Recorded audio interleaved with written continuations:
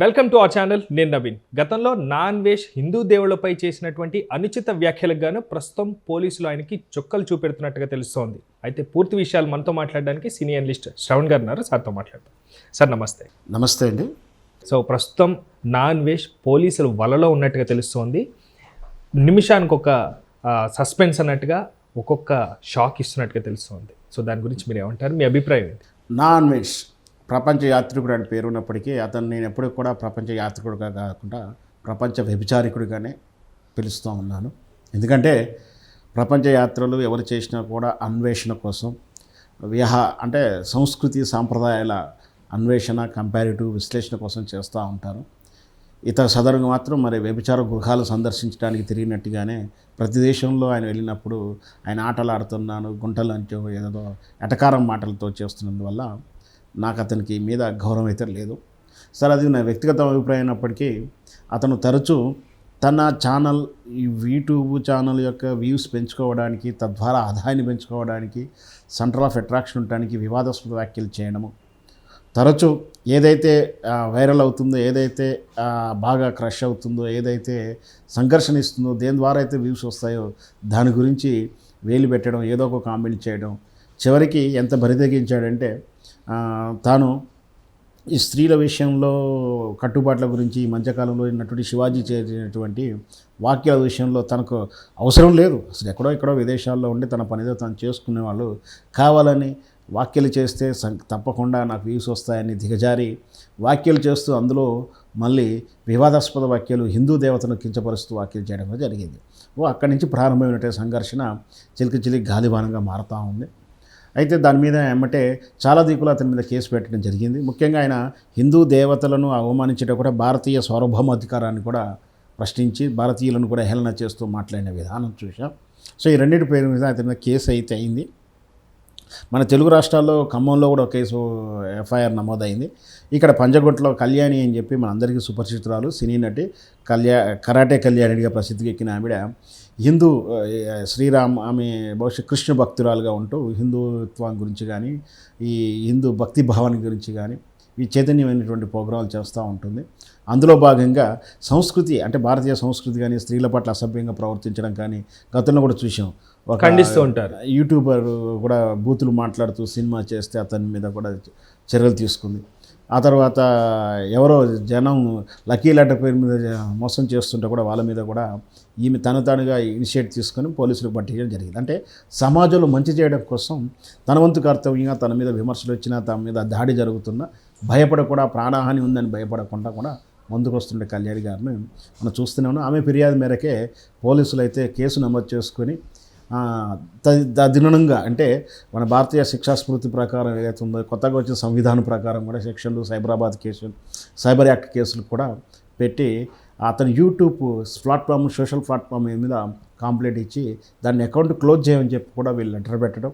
ఈ లెటర్ పెట్టిన తర్వాత వాళ్ళ సదరు ఏదైతే ప్రైవేట్ ప్లాట్ఫామ్ అవుతుందో సోషల్ మీడియా అతని అకౌంట్ బ్లాక్ చేస్తే దానికి అతడు వీడియో ఒక రిలీజ్ చేస్తూ కూడా అప్పటికి కూడా దాన్ని కూడా దిగజారుతూ ఎంత హేళనగా మాట్లాడుతూ నాకు ఇంకా 2-3 అకౌంట్లు ఉన్నాయి, నన్ను ఏమీ చేయలేరంటూ కూడా ఇంకా హేళనగా మాట్లాడినాం. సో వాటిని కూడా ఎండార్స్ చేస్తూ మళ్ళీ పోలీసులకు ఫిర్యాదు చేయడం.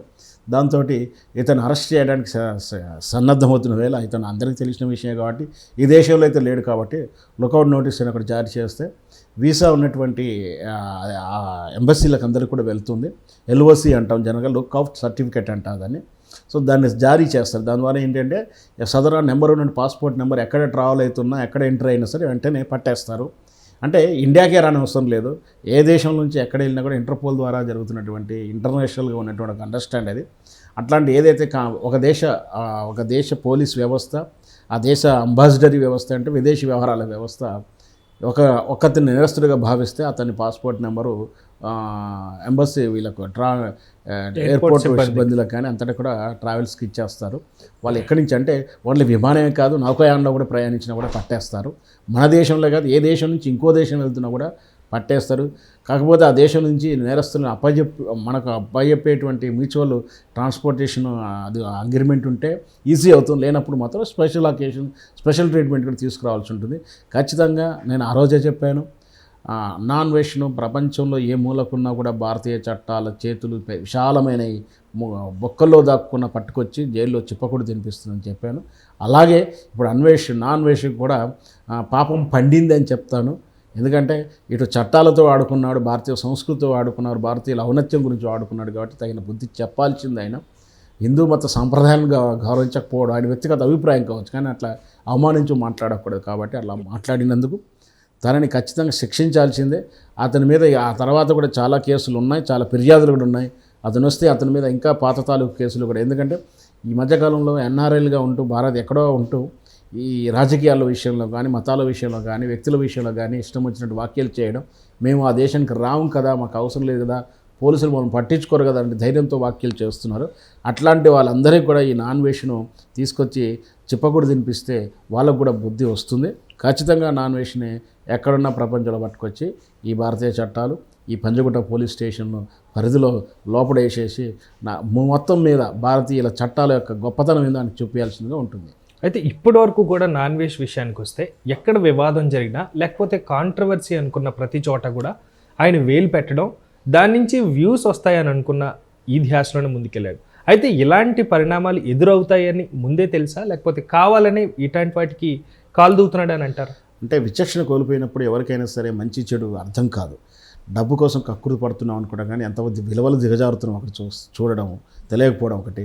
రెండవది అంటే మనం ఆ దారిలో వెళ్తున్నప్పుడు చట్టాల అనుమతి ఎంతవరకు ఉంది, అంటే సమాజం ఎంతవరకు అంగీకరిస్తుందో అర్థం చేసుకోకుండా, అర్థం అయినా కూడా వాటిని బొల్లో వచ్చేస్తే ఏమవుతుందో ఇలాగే నన్ను ఎవరేం చేయలేరులే, నా ఇష్టం వచ్చిన వాగ్దానం అంటే ఊరుకునే లేదు.